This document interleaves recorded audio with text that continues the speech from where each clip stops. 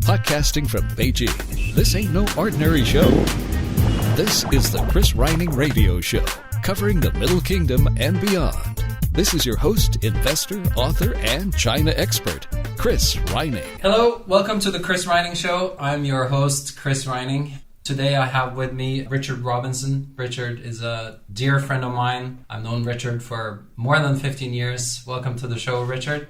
Excellent to be here, Chris. So for those that know Beijing and the Beijing tech community, you will all be quite familiar with Richard. But for those of you that do not live in Beijing, I thought I'd just go through a little bit of your background, Richard, so that our listeners can get to know you a little bit. You got an amazing background, and it's worth going through some of this stuff. You're now the co-founder and the president of Yolu. You've been in Beijing, as I mentioned, for more than 15 years now, I think. Is that right? We got together in 2000, I think, That's when right, you yeah. were the co-founder and the CEO of MIG, a company that you ran for a couple of years. You're the co-founder and the member of Entrepreneurs Organization. You're the founder of Chopsticks. The list goes on and on. But you started in Boston. Tell us a little bit about your upbringing in Boston, Richard, and how did you come to China? Great. Yeah. So as you said, I've been in China now actually altogether 18 years. If you count the 4 years in China Light down in Hong Kong. And after 18 years, I can honestly and genuinely say that China is in my heart and in my blood. But that's mostly because of the pollution. So thank you. I'll be here all week. Tip your waitstaff. It's in my spinal fluid in my teeth. But so I first came here 20 years ago taking the train through Siberia. And I had this China epiphany where the dragon just swooped down and dug her talons into me. Then we had 2 kids together and then we got divorced. But we're still very friendly. But that's a whole other story. But we'll get to that story. We'll get that in a minute. So leading up to that point, I did grow up in the Boston area. And my grandparents are from Ireland. A lot of plastic paddies in Boston. And I went to high school in like the Dorchester, Southie area, like same area where they filmed Good Will Hunting. Yeah. So people ask me what it's like, growing up like an Irish Catholic kid in the Boston area. And I said, have you seen Good Will Hunting? And they said, no, what's it about? I said, well, it's about an Irish Catholic genius in Southie. And they said, oh, okay, great. I guess I'll go pick that up at the store in the fantasy science fiction section then. So, Funny. But you left the Northeast and you went to California for your bachelor's. I did. I remember I had this real inflection point in my life where it was a horrible storm. And one of my buddies said, I'm going to go to school in Florida. Another guy said, I'm going to go to school in Hawaii. I said, okay, then I'm going to go to school in California. Yeah. Got back to class. The cuff of my pants was frozen like a bell, and I cracked it, and I was like, you know what? Maybe I will go to school in California. So I looked at schools in Los Angeles area. UCLA did not have a business program, only economics. So I applied to USC, University of Strong Connections or Spoiled Children, or Southern California, however you read it. And I ended up getting a full ride there. They want like a well-rounded student body, so they brought in a guy with a wicked hash Boston accent and his Northeast attitude, and that was 85 to 89. Was that a big change for you to go to the West Coast? I can probably honestly say that I've lived in 10 countries and traveled to probably close to 100, and probably those 4 years in LA were the most transformative sort of socializing experience of my life. It really kind of popped me out of my parochial bubble of Boston and really opened my eyes to like what actually is possible. And 2 things happened there that, besides just living in Southern California and being exposed to a lot of different people. First was I had a great prof, and he said something that was, quite revolutionary, I felt. He said, I can't tell you what to do, but I can tell you what not to do. Don't listen to society. Don't listen to family. Don't listen to your peers. Listen to yourself and find out something that, follow your bliss, something that gets you going. So that was one thing. And then the second thing was USC had an exchange program with Cambridge University in the UK, probably I think the longest running in the US. So I studied there in 88. I sold my car and worked my butt off to make the money. And I got the cash together to both study at Cambridge and then do the obligatory ugly American whistle stop backpacking tour with my America #1 attitude and my frightening fraternity t-shirts. That's an amazing story. Well, hopefully we can get back to that in a second. But going to the West Coast, how defining was that at all in terms of you starting to work with tech and entrepreneurism? And did you sort of get involved in the Silicon Valley theme there, or I did not. Did that come later? In the late '80s, it really wasn't. It was still. You were too early. I was well as far as tech goes. I was still working on DOS. When I got to school in '85, and then the Mac.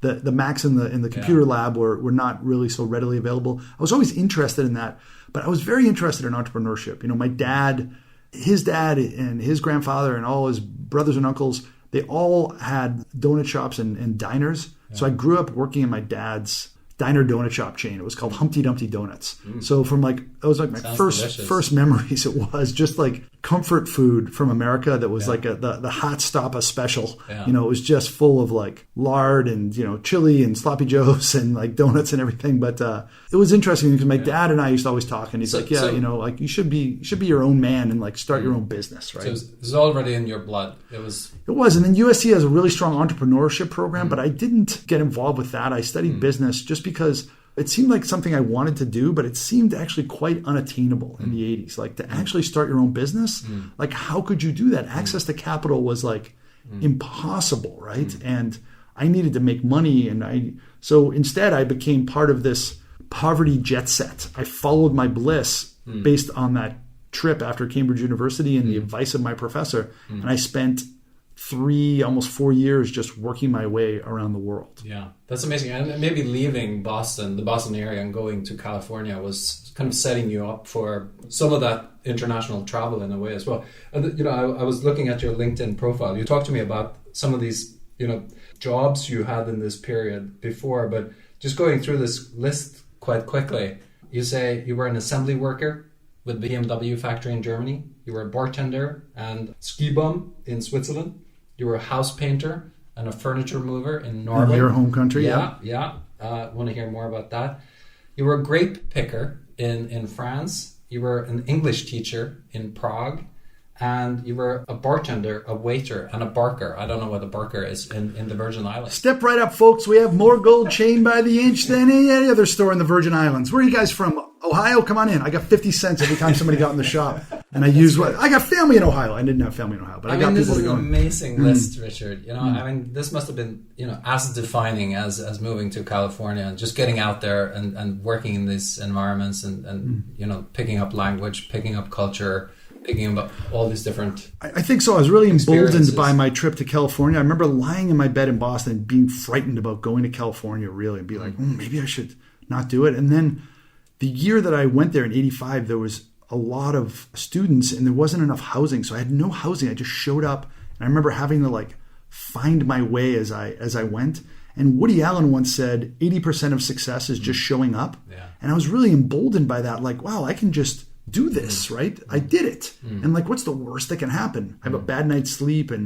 Or, when I traveled around Europe doing the backpacking thing, I was like, wow, this is actually very accessible and actually quite exhilarating and wonderful. And you meet people all over the world, and you have to just substitute a little bit of comfort and security for an amazing array of opportunities. And I must rush to add that in between or somewhere along this timeline, you also went to Rotterdam and studied at the Rotterdam School of Management, one of the best management schools in the world, and certainly in Europe, and you have an MBA from there.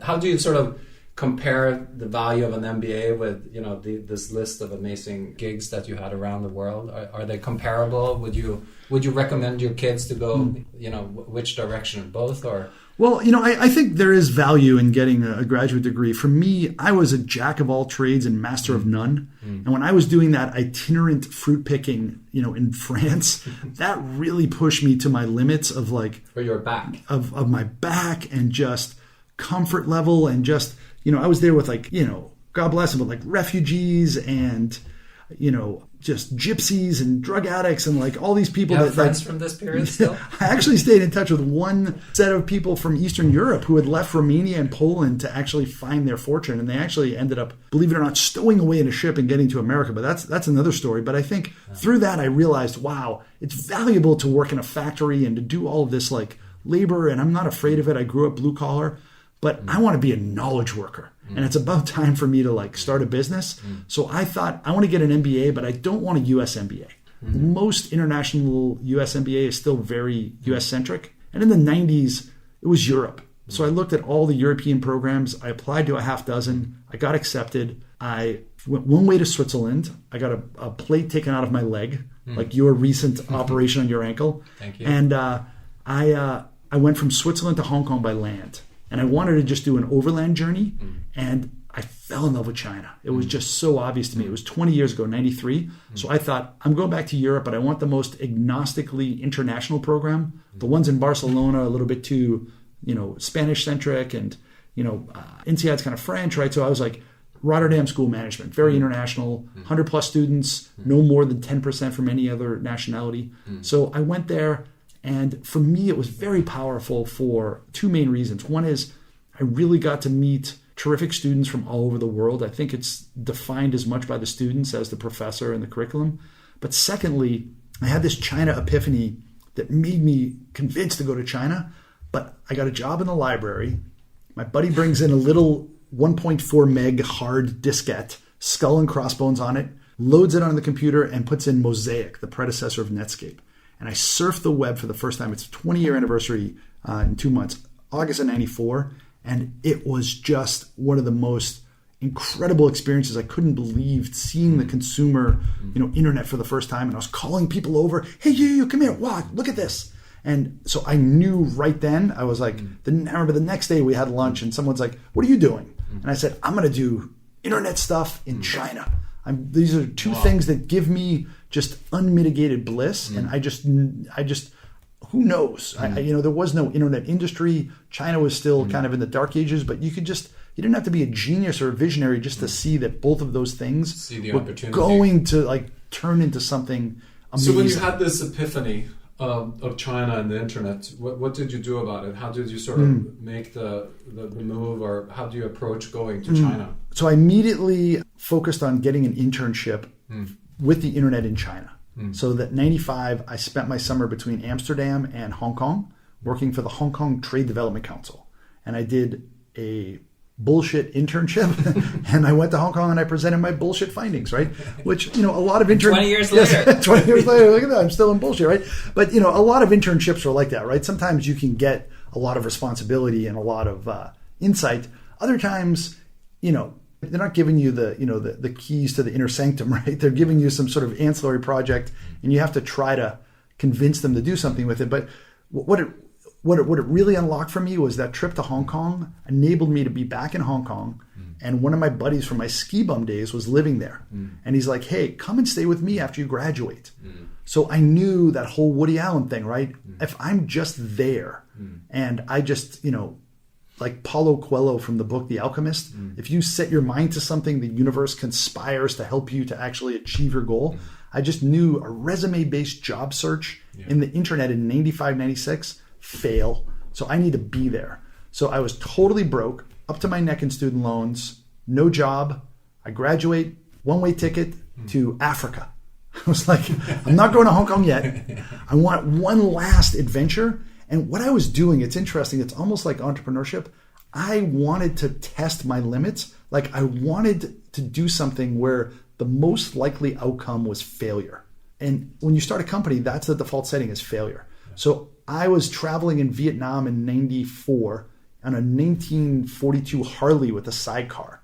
And that's another story. But I met this guy riding a bicycle from China all the way to Cambodia, an Austrian guy. Fegel, one of these flying pigeons.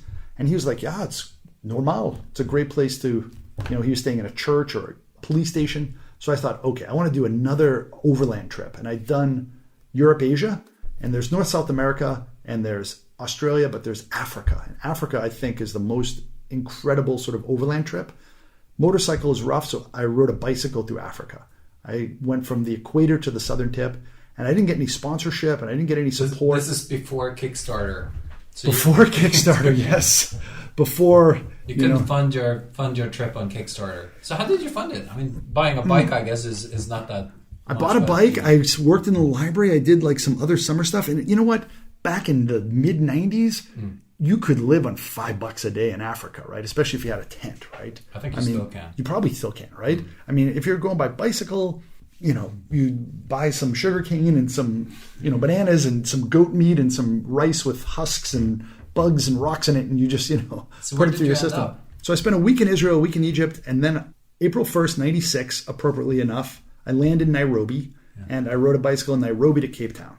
And it looked downhill in the map the whole way, right? But it turns out the Rift Valley is kind of rough there. But so I went through 7 countries over 4 months, a little over 4,000 kilometers, but also 4 bicycles and 4 courses of antibiotics during that time. So I really got to... Did you write during this period? I did. I actually published something in a local newspaper, and I have this video. I can give you the link if you want to include it here. We'll that. provide The local cable station had this course you could take for $40, and I did this 22-minute video based on a slideshow with this cheesy tape from Walmart, the sounds of Africa, that might put in the background, and I did a voiceover, and it's just... What was that? Was that a bird? I don't even know. That was me. I got my... That was Richard on the bike. I got my toe caught in the chain right there. So, yeah, so that was an incredible journey, in that it really, really taught me self-reliance. And,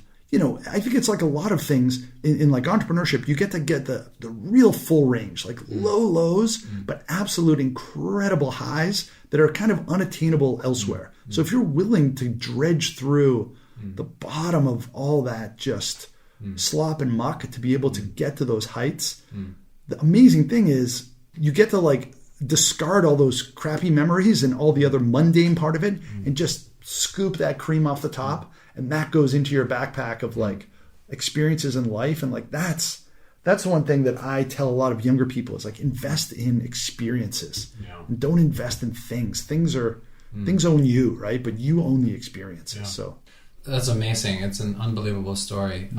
So fast forward from Cape Town through Hong Kong, and eventually you made it up to Beijing, where we met, I think the first time. So, why Beijing? You could have stayed in Hong Kong, you could have gone to Shanghai. What sort of brought you up to Beijing now? So my first role in Hong Kong was with a company that was private and went public on NASDAQ doing website development. And then I became very actively involved in the whole ecosystem there. I was founder and chairman of the Internet Advertising Bureau, the IAB, the first chapter in Asia. I started this internet networking group called I&I that me and another guy grew to 20,000 people in 15 cities around Asia. It's the number one meeting spot for internet. It was. We had Jack Ma come and speak back when they were a tiny little company, and he said, "We're running too fast for revenue." And then one guy walked out, the senior guy that I had invited in his 50s, and he's like, "What a charlatan." And I think, that guy was a little bit invested in his existing traditional advertising industry to see that. But I got to meet some great people through all that. And 2 guys that I met, 2 really incredibly talented, kind of, I think, visionary former McKinsey guys who came to me and said, "Hey, we have this idea. GeoCities, profitable, went public. Yahoo bought them for $3.6 billion. We're making GeoCities for China. And we want to talk to you as chairman of the IAB about CPM rates," which were an incredible like $35, back then. And I met those guys and I said, "I'm not leaving this dinner until we start to negotiate how I become part of this," right? So it was an absolute amazing, incredible, farcical, insane rocket ship of a ride. It was us 3 and 2 admin people. After that meeting, within 3 months, we raised $6 million. And within 6 months after that, so 9 months after this meeting, we had a little seed funding. Rupert Murdoch came in, did due diligence. His son James sat on our board. They led the round of another $31 million. This is all within 9 months of founding the company. And we bought a company on the Hang Seng Index, and we did a reverse merger. And we were then worth $1.5 billion on revenues of pretty much nothing. Everybody's loaded. Everybody's a gazillionaire. Because a lot of people previously had like done these sort of fraudulent deals where they did a backdoor listing and then they jacked the price up and sucked all the value out, and then it collapsed. They had a rule that you can't touch for 1 year. So NASDAQ crashed a few weeks later. Yeah. And everybody lost a big chunk of Obviously. stuff that they never had, right? Including me. I remember losing $10 million that I never really had, but you could see in my, and I was calling people up and I was like, I lost $10 million. I'm a player. Going back to my crappy apartment and I have all my student loans and all kinds of other stuff, right? But like, it was an incredible sort of rocket ship ride. And we still had like 400 million in market cap and we had cash. So I had a team of about 80 people. I opened up offices in New York, Silicon Valley, Taipei, Shanghai, Singapore, and Beijing. And we had a $12 million ad budget. And, you know, it was just run as fast as you can, like 100-hour weeks. I lived in the Rynning t-shirts. It was called Rynning. It was the original Rynning. And moved up to Beijing.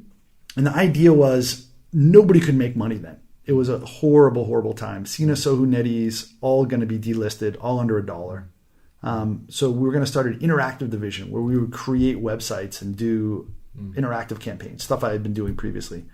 James Murdoch rightly led the board to kill the idea.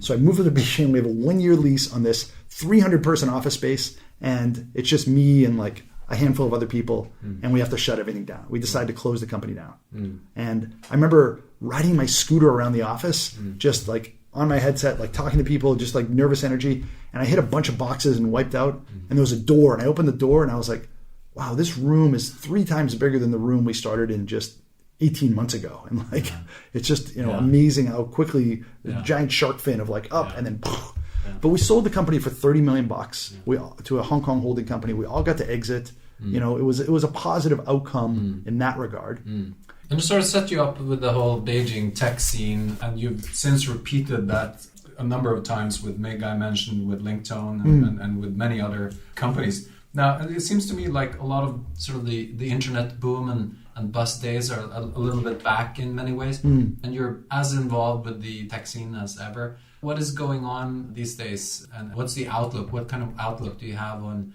some of these Beijing-based tech companies, some of which are doing amazingly well, both in hardware, software, internet, mobile? You know, Xiaomi is one that we've been talking about in the past here. What's your outlook on the sector? I feel like we're in sort of our third boom, right? You know, it was the whole 96 to 2000, and then it kind of ramped back up again. And then I think in 08, everybody was hit by that. Now it's the third wave. And, you know, it's pretty fascinating to think that in the first dot-com wave, there was 350 million, maybe 400 million people globally on the internet.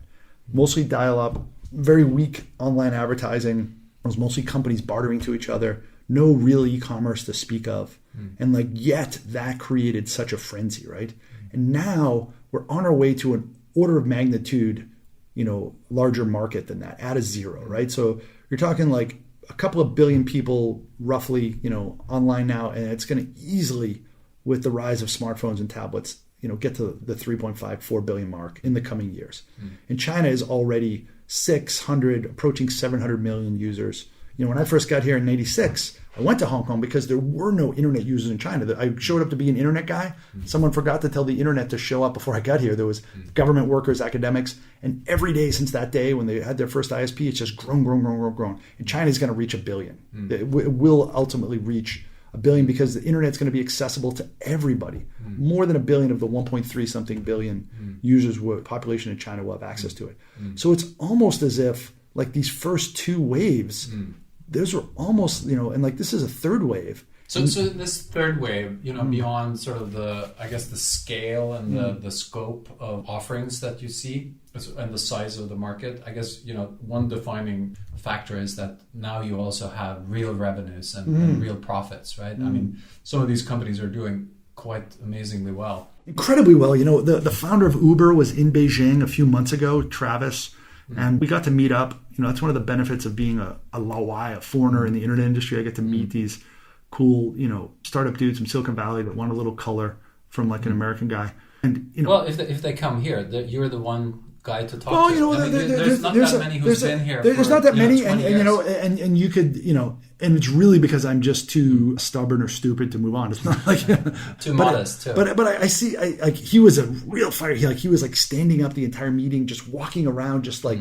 full Was of he on like a scooter? He was not on a scooter. He did not walk in any boxes while he was here either. So it was actually okay. But I had known about Uber, but I really, after that, I started using Uber. And now, like you see in the last week, like, what? They're 4.5 years old and they're an $18-19 billion company.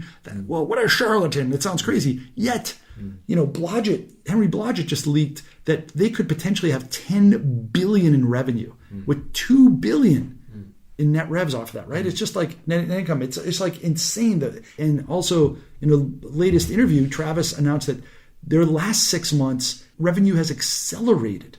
So when you're talking about the scalability that things can grow now, I mean, WhatsApp going from 0 to 500 million users in 5 years, what's going to happen? It's like it's only getting started.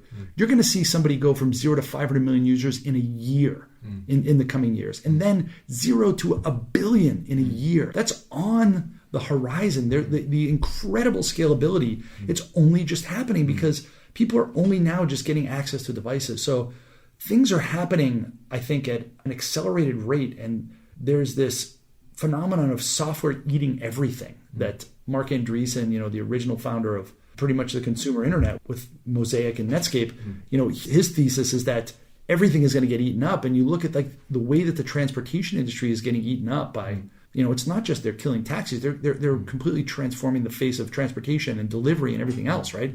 And that's going to happen, in so many other fields. Retail is going to probably eventually get crushed as well too. So there is just this value creation and wealth creation that's happening that I think everybody wants to try to model this against what happened in the dot-com boom originally, because nobody has any guidebook for this. There's no playbook. It's almost frightening in a way, right? And there's a lot of innovation in that sector as well. And when we talk about China, there's always this criticism of China that China is copying. China doesn't have any true innovation, and therefore it's not going to be able to succeed maybe on an international arena. What's your take on that? Because with Uber, it was an amazing business model. There's already a few, I don't know if we can call them copycats, but there's a couple of Uber-like companies in China. Do you see true innovation in China? And, well, it's funny. I had dinner with Zhou Hong, the founder of Yongche, recently, and they're like the Uber of China. And they started 14 months after Uber, but his story is that he was frustrated by the taxi lines in the Shanghai airport, and I wasn't even aware of Uber. But yes, there's a lot of copycatting going on. Yes, there's a lot of copycatting going on around the world in every industry. And I think it's really much more about a stage of development of China. Like, look, historically, the Brits came in and they were like, we need to find the secret of porcelain. And they sent in spies and they stole that from China. And then they found out how to cure tea and they stole that from China and sort of used that against them historically. You mean tea is not British? I didn't know that. Yeah. Please go on. I think the Brits got some payback because of all the sugar that they put in the tea that, ended up rotting out their teeth. But that's a whole nother. There's a fine line between imitation and innovation. Sure. And then look at like the US during the Industrial Revolution. The US was unabashedly swiping inventions from the UK and from Europe, and also stealing books. Never paying for any IP on British and French novels, German books. Like that's something that's conveniently forgotten, I think, right? And, even like in modern day in like the US, the entirety of Disney is based on riffing off of other stuff. Mickey Mouse's original name was called Steamboat Willie, and it was based off of a silent movie called Steamboat Billy, right? And like all their classic movies are based off European fairy tales, right? But now Disney like ferociously protects their IP because, hey, that's our IP now. Like now we're in charge, right? And if you look at China, China is swiping a lot of ideas. I'm not talking about like outright espionage. I'm talking about just like emulating and copycatting like the Twitter of China and the Facebook of China and the, Groupon of China, right? Groupon had 5,000 clones, right? But of course, that's just going to happen in any market. What's happening now in China is that they're taking these ideas and then they're innovating on them. And I think Weibo has a much better experience than Twitter in the sort of micro-blogging space. There's some other, interesting business model, I think, innovations that are happening in China. I heard the founder of YY.com speak recently. And he said that his roadshow when he was listing his company in the US was difficult because they're not a copycat of anybody. So nobody could really understand what they do. But they've come up with this sort of innovative business model where you sort of pay tips to independent artists that you really like. It's not a model that's found in the West. But this is what I think. China, it's full of rogues and hackers and copycats, and it's not creative because of this rote learning. Yes, that's true. And it's also bullshit. In my experience, what defines China is this incredible gladiatorial competitiveness. It is just ferociously and, absolutely aggressively competitive. People are not, I don't want to, let's change the world or let's create something cool. Bullshit. Let's make something that makes money. Let's make stuff that people want and scale it out in a way that just blows the roof off of everything else. And I think that's really what defines China most. And I think in the future, we are going to clearly see in the next 2 to 5 years, a lot of Chinese companies going out of China, making a lot of acquisitions. They have incredibly large war chests in terms of market cap and just fat, deep cash wells in the balance sheet. And they're going to go out and really start to be very, very aggressive, especially in like developing markets. They're going to own those markets in Africa and Southeast Asia. And I think they're going to be making some big acquisitions from like some very big players in the US as well too. I think that's right. That's fascinating, Richard. And what Chinese companies have that no other companies in the world have is they have the world's largest home market. I mean, they can try and test out a lot of stuff here before they go international. So I think that's sort of an added advantage if you like for Chinese companies. So yeah, that's great, Richard. You got 2 wonderful boys here in Beijing. Made in China. Made in China. In the US now, summer camp, I think. Yep.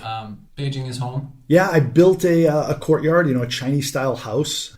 I love China. I mean, there really is this duality of being here, right? I mean, it's very challenging, and you have the challenge with pollution and traffic and just some other societal challenges. But I've been here 14 years, and I don't see me ever not being engaged with China. I mean, there's just such incredible richness here, right? Once you actually are able to establish relationships with the relationship I have with my business partner and other Chinese friends and other Chinese people I've done business with, just absolutely incredible. The culture, the food, the dynamism, right? There's this phrase in Chinese, "rnao," which is like literally like hot noise. And I think that's what I first got addicted to when I came here in '93. You go to any Chinatown or any Chinese community around the world and you just feel that, right? Boy, 5,000 years of history, 60 years of communism, really 30 years ago, that kind of ended like true communism. So let's call it 30 years of communism. That's what, like, 0.6% of Chinese history or something like that. Like, if there's anything you want to say that's stereotypical about Chinese or kind of put them in a box, they are the ultimate and original entrepreneurs. There is just this incredible and natural entrepreneurial drive. The history of China with inventions and their, incredible GDP per capita historically, China is absolutely continuing to be on the rise. And I'm just really pumped to have a front row seat at the show. Yeah, and you're more than a front row seat. You're part of it. You're creating it. You're right in there. You're in the whirlwind. I love it. Yeah, and I know you do too. And I know you've also been so actively and just refusing to leave. Yes. And can you have fun here, or is that why you started Chopsticks? Yeah, so I should say, you famously opened for Louis C.K. in China. Tell us about how that was. Sure. So I love stand-up comedy. I've always been into it, and one of the great things about China is that you can do stuff here that is accessible. Like I always joke about and affordable, right? Like I started a comedy club because I could, right? And it's like my buddy talks about this old TV show, Little Rascals. It's like, I got a wagon wheel, I got a donkey, I have a carrot. We have a show, right? And like, it was the same thing where I was like, all right, I know somebody, it was at the airline, they give us some sponsorship, hotel sponsorship, I got a beer sponsorship. And then I started bringing out my heroes, like amazing stand-up comedians, guys that I always loved. Guys like Jake Johansson or Colin Quinn or Kevin Meaney or Jim Gaffigan or Mark Maron, and then also, Russell Peters. And Louis C.K. was here a couple of years ago. He happened to be in town, season 3 finale of his TV show. And friend of a friend was producing the show. And my friend here in Beijing, entrepreneur, founder of the Beijinger, high school buddies with him. So he convinces him, let's do a show here in Beijing. And he said, all right, I'll do a show if we do it like really special. So we went to the oldest wooden theater in China. It's probably the premier Peking opera theater of the world, Zhengyizi Theater in Qianmen. And 200 people max, 2 stories, but like it's like an absolute, you expected like guys to like start breaking out in kung fu, like jumping from the second stories and like, doing like all kinds of crazy stuff with bamboo. It was just a magical evening. And I got up and my job was to make Louis C.K. look that much better. I did my job so well that night. Hit the ball out of the park. Hit the ball out of the park. We're the exact same age. We're both from Boston, 2 kids. He's twice your weight. Balding. Yeah, okay, sure. I used to be on that path. But there's a lot of parallels, and I really love the way that he's redefined himself. I think there's a lot of things I learned from him where he went out of his comfort zone and he digs inside himself for this truthiness. Does he have a following in China? Do people there know who he is? He's actually, if you look on Youku, the YouTube of China, there's millions of views of his stuff because he's just I think a lot of the stuff that he does is very universally accessible. So. And I recently did a show with a great Chinese comedian who spent 20 years in the States. His name is Joe Wong. Yeah. I'm starting to do more shows. It's my labor of love, It's a way I exercise my creative muse. I do shows, maybe raise some money for charity. I get up and tell a few jokes and, create this great vibe and buzz. So exercise your brain muscle. Exercise and also exorcise, sort of like exorcist. The demons. Yes. Yeah, that's great. Thanks, Richard. It's been great having you on the show. I hope you can come back here. How do people get in touch with you? How do we? You can follow me on Twitter, Richard Robinson. Reach out to me on LinkedIn. It's also Richard Robinson. And if somebody wants to reach out to me, send me an email. It's richrob@gmail.com. I'm always open to helping people with questions about China. I highly recommend it. I'll also put up Richard's contact information on my website, chrisrynning.com. Thanks a lot, Richard. It's been great having you. Thank you, Chris. Look forward to future podcasts. Thanks for listening to The Chris Rynning Show. For more podcasts or information about China, go to chrisrynning.com and subscribe to our newsletter. Join us next time for another edition of The Chris Rynning Show. The views in this podcast are Chris Rynning's own and are not representative of other legal entities. This podcast does not provide investment advice or recommendations to enter in securities transactions. For more information and disclaimers, go to chrisrynning.com.